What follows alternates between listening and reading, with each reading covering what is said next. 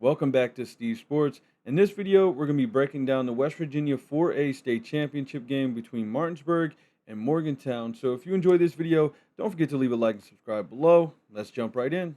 Starting with the number one seed Morgantown, led by head coach Sean Beiser, the former West Virginia University alumni who took over the Mohegans in 2020 after a 127-58 record at Kaiser.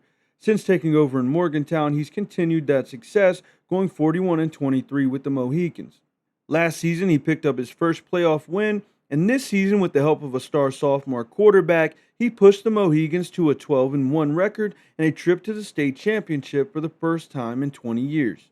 More on that star sophomore quarterback, Maddox Twig, who, if you've ever heard me talk about him, you know I think he has a chance to be a 3-star, maybe even a 4-star level prospect heading into college.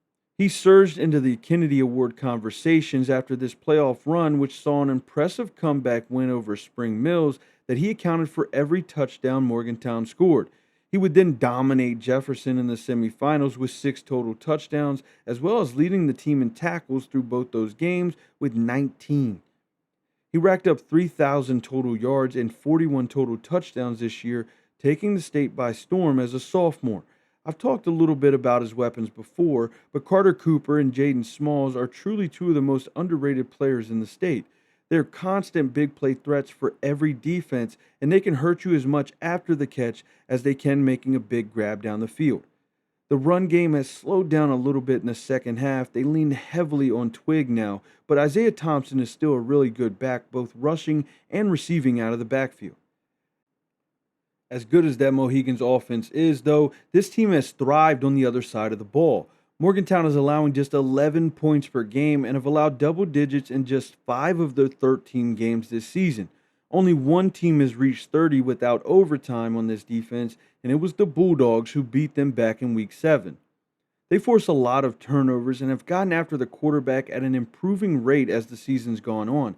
I expect Morgantown to play with a chip on their shoulder and be looking for revenge of their only loss this year, which was given to them by our Martinsburg Bulldogs, led by the legendary coach David Walker, who leads all of West Virginia history in wins and playoff wins, is looking for his state record 11th championship and third three-peat in 15 years. Walker tested the college waters at Concord before returning to Martinsburg for the 2023 season. Since returning, he's gone an astounding 37-3 with 2 state championships. This would be the third if the Dogs win. Walker, who's never been shy to lean on younger talent, has done so a lot this season, with a team full of younger impact players made up of mostly juniors and sophomores. Junior Brian Dick came into the season one of the most touted athletes in the state after being the team's second leading rusher behind Coy Fagan a year ago. He scored 15 touchdowns and eclipsed the 1,000-yard mark this season on the ground, and he's also taken huge leaps as a passer as the year has gone on, throwing for 26 touchdowns and just 5 interceptions. 18 of those passing TDs went to Boston Todd, who is one of the best athletes in the entire state. He racked up 1,100 yards with those 18 touchdowns, as well as adding nearly 450 yards rushing and 6 more scores on the ground. Todd is a threat to score every time he touches the football, which is the same level playmaker Kingston McDonald Gibson is becoming. The second leading rusher on the Dogs with 844 yards, KMG has been the home run threat on the ground for Martinsburg as the year has gone on. Averaging nearly 15 yards per carry with 7 touchdowns, he's been the perfect complementary piece to sophomore running back Kevin Myers. He's got 9 scores on nearly 600 yards rushing and 9 yards a pop. He's more of a between-the-tackle hard runner who rounds out this talented running game really well. Like Morgantown, though, Martinsburg's defense has become the anchor point of this team. Only allowing 30 points once this entire season, the Dogs have specialized at limiting the other team's best player all year long.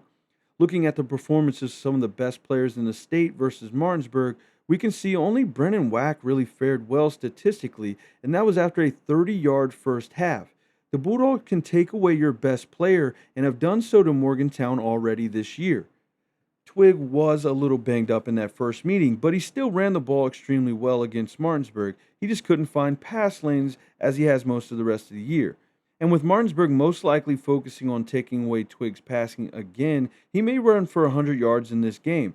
I just don't know if Morgantown can beat Martinsburg without Twig hitting some big plays through the air.